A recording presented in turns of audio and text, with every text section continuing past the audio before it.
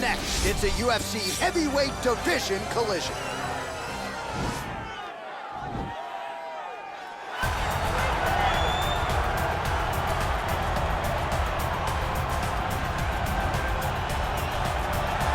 Well, this guy has truly made the takedown a thing of beauty in mixed martial arts with respect to yourself and George St. Pierre and the truly great takedown artists. This guy's closing the gap and entering that company in the eyes of men. Oh, absolutely, because he's done such a great job of timing takedowns.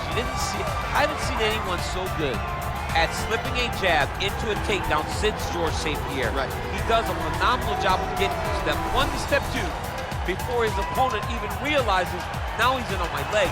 And if they do get their hips back, immediately he's up into a foot sweep or a headlock or an inside trip.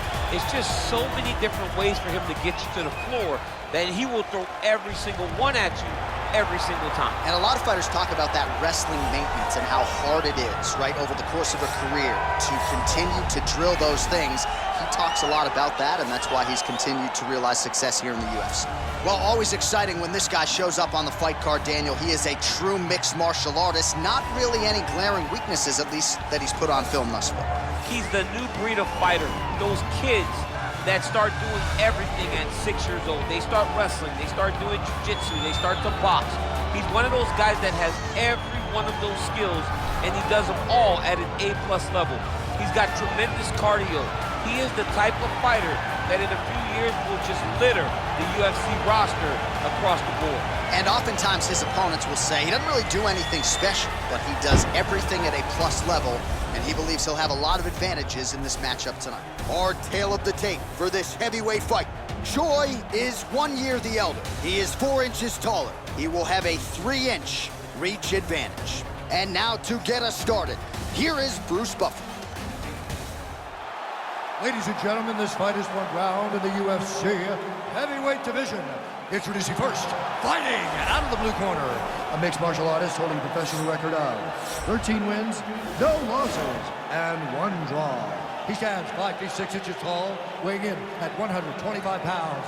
Fighting out of the Republic of Dagestan, Russia, Askar Bullet And now introducing his opponent, fighting out of the red corner.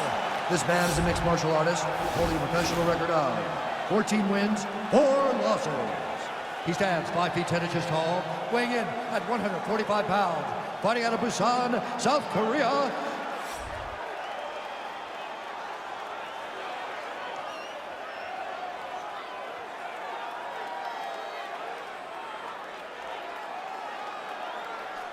And when the action begins, our referee in charge of the octagon is Dan Bergliata. Dan Bergliata. You ready? You ready? Well, these guys have been on each other's radars for quite some time. Tonight, it shall be done. Both guys well-rounded. You think we're getting a kickboxing match tonight or what? You just don't know, right? You don't know who's going to be able to employ their strategy the way that they need to. This is a close fight on paper, and also in every performance we have seen them put on, these guys seem to be the mirror image of each other. Well, he has certainly found the range and staying pretty busy here on this. He's being busy, but it's also the timing and the accuracy that's allowing him to land so many attacks. Just misses there with the left.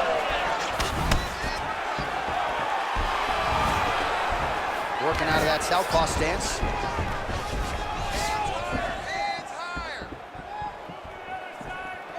Nice looping punch. And he comes through with a big knee. That knee hurt him.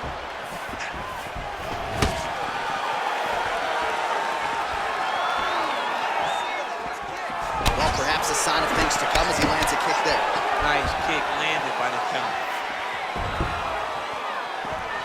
Oh, and there he goes, working off that jab again. How's your jab? I mean, the jab's nice. I love throwing the jab.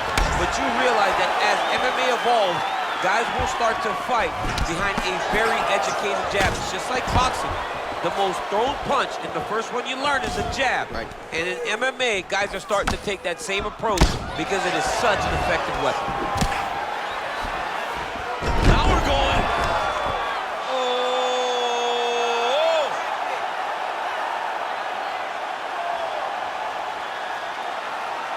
this might just be a matter of time.